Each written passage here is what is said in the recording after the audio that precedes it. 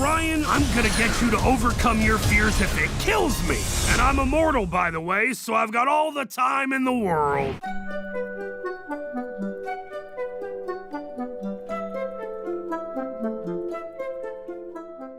Orion and the Dark.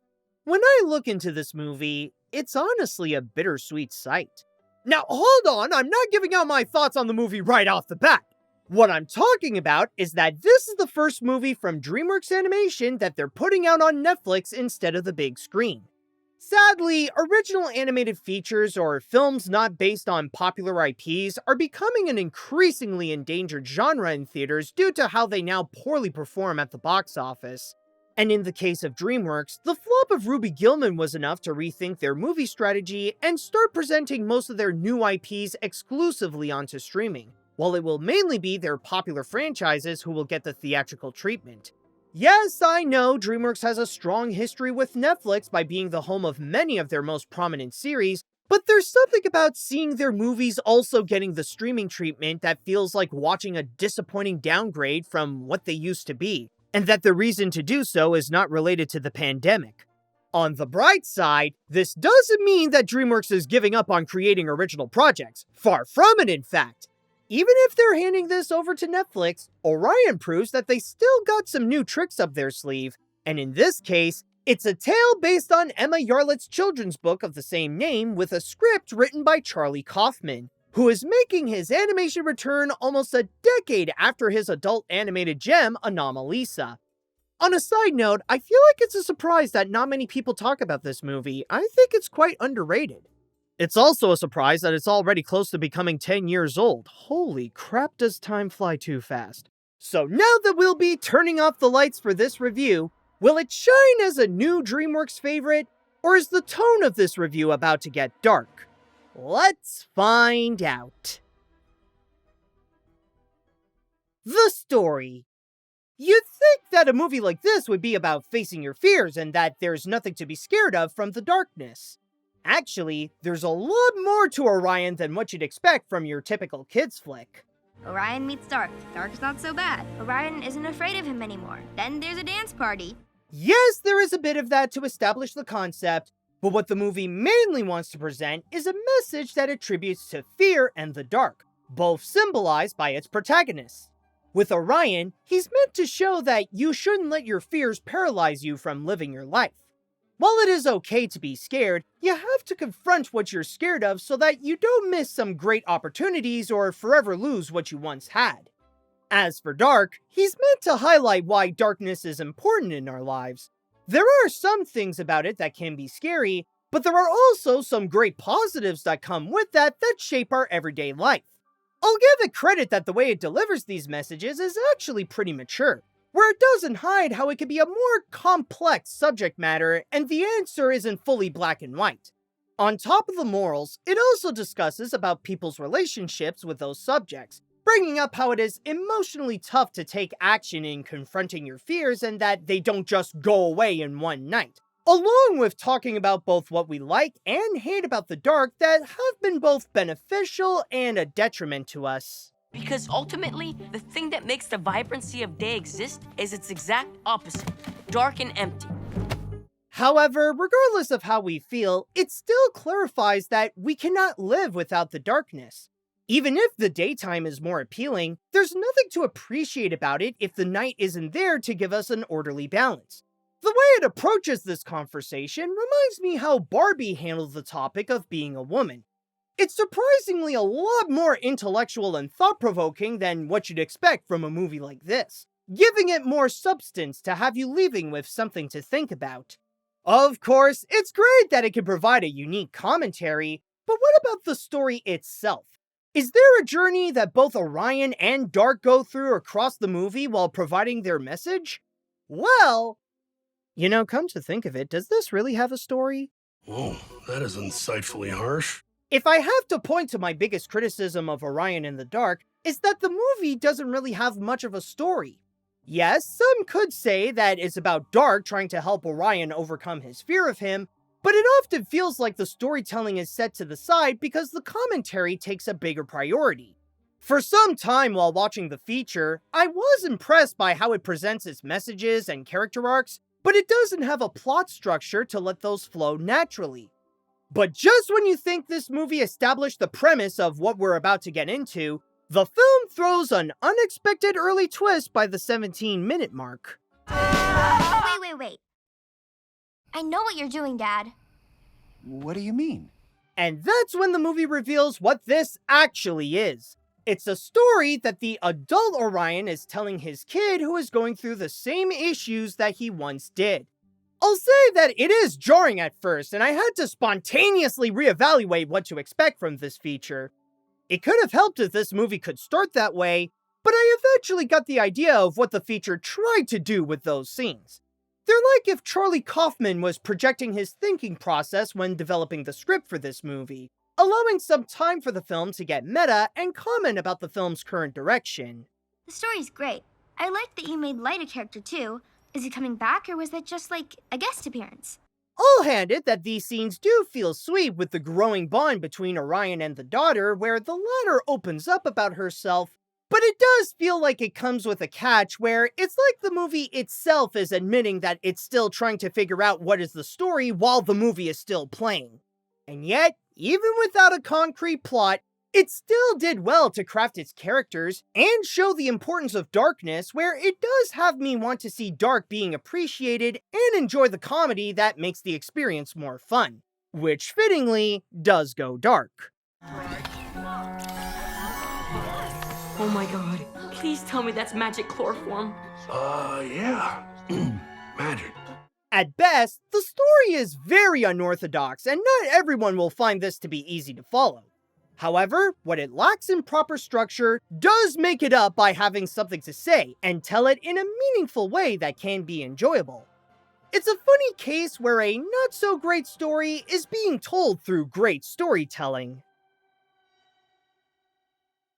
The animation. The movie may have been produced at DreamWorks, but the visuals were actually done at DreamWorks Animation, where they provided the studio with a style that goes in a more unique direction. Instead of detailed flying dragons or multicolored dancing trolls, Orion in the Dark decided to be a little simpler. And yet, this is a case where less can be more.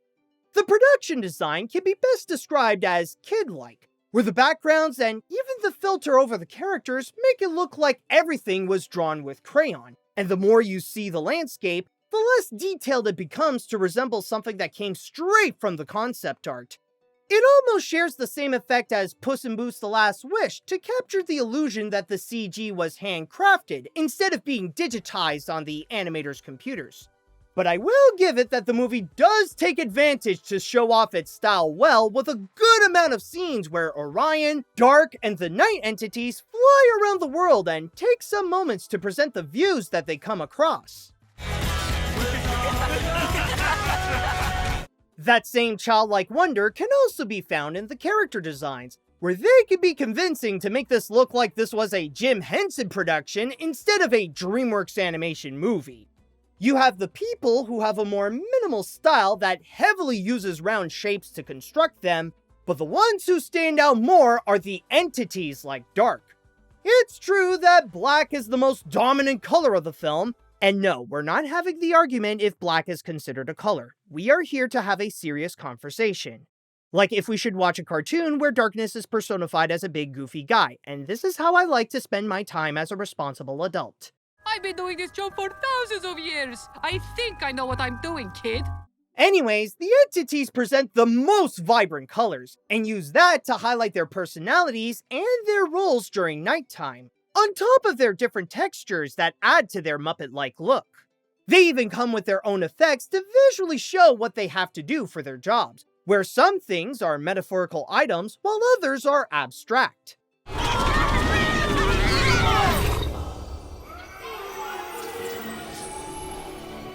But of course, I cannot talk about this movie without mentioning the use of lighting.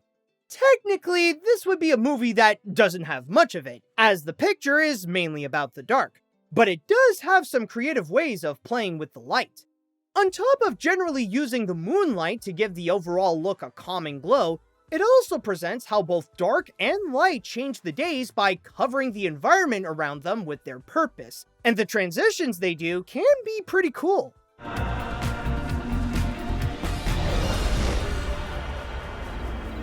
And on top of the creative use of its computer animation, the movie also comes packaged with some 2D scenes.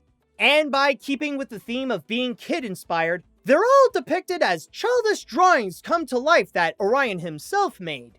I'd even say that their messiness works great for the feature because they illustrate the chaos that's in Orion's mind and how he views the world. Also, I'm afraid of, okay, what if I punch him back and his nose goes into his brain and he dies? That can happen, the nose and the brain thing, look it up. And I'll give it credit that this isn't just a quick gimmick that only appears one time. It does so periodically to spice up the visuals. Even Dark became 2D at one point by being a shadow. You'll learn to appreciate the beauty of the night instead of being so terrified all the time. So what do you say? And cue the animation fans getting emotional for the cancelled DreamWorks movie. Let's face it, Orion is the closest thing we'll get to having that. You normally don't see much without any light, but with this animation, you get to view a lot of wondrous sights in the dark. The characters. The way the story is constructed may be questionable, but I could tell that the movie knows what to do with its characters. As a feature that is literally called Orion in the Dark, the cast takes the lead to carry the feature and supply its emotional core, which is very effective to make this a heartfelt picture. Not just through the arcs where we gradually see their growth, but also through their relationships with one another and how they help each other out with their personal problems. It's also worth noting that this has great performances where the actors play up their personalities to make them more amusingly charming. Even with Orion himself, I was worried that a post-puberty Jacob Tremblay was going to sound weird, but his acting is still as strong as ever. But raising my hand so she won't call on me is a dangerous strategy. Therefore, I try to look invisible, but at the same time not too invisible. But speaking of Orion, let's actually talk about the kid.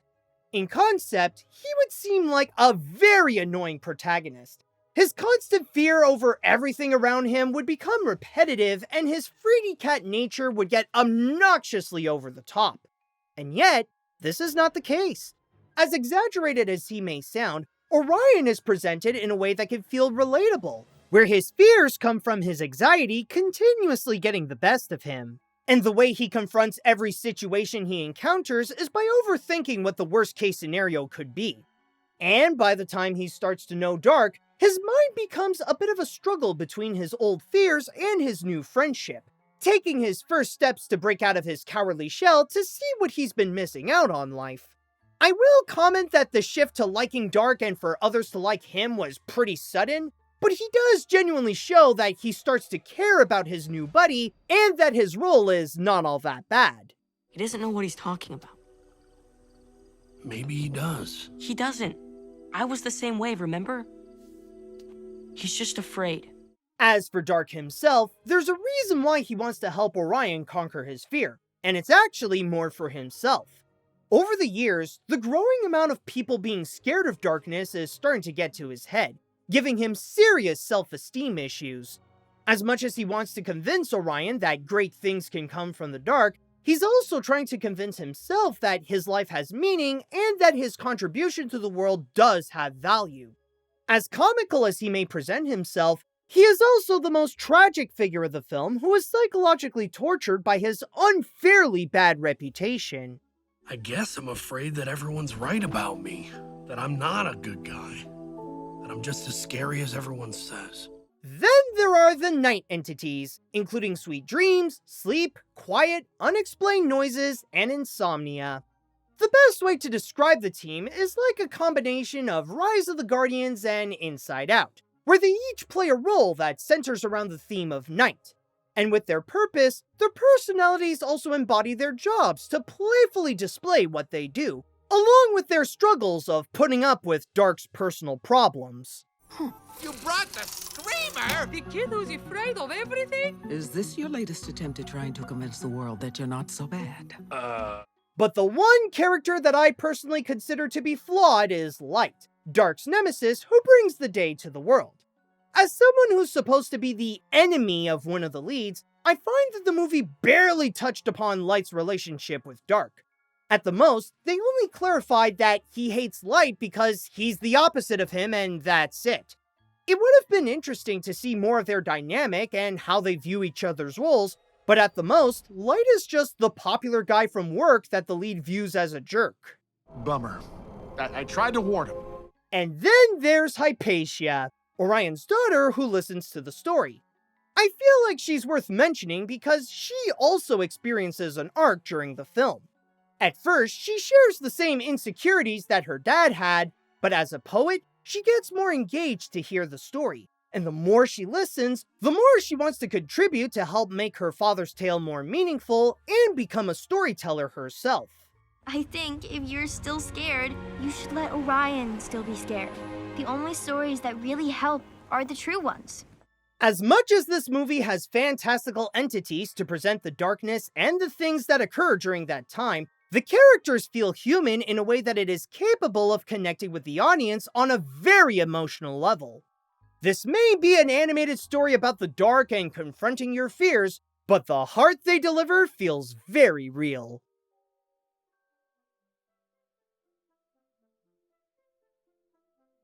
You know what's the worst thing about this movie? It's the fact that it got dumped on streaming instead of getting a chance to play in theaters, because that is the one thing that would have made this even more wonderful. Orion in the Dark is a very charming animated feature that has heart as much as it has creativity.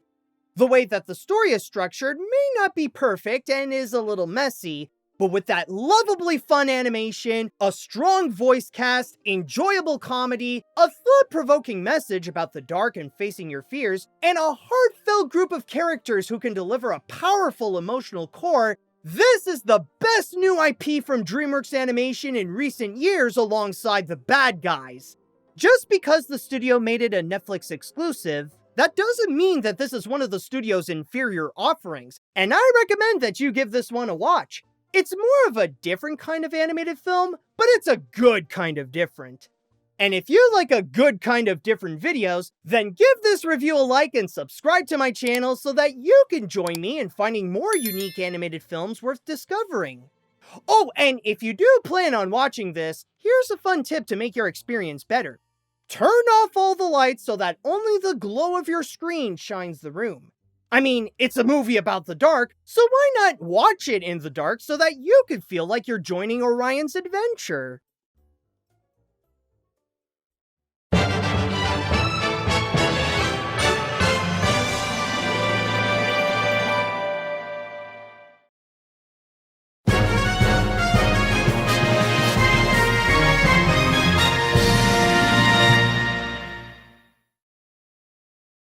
See?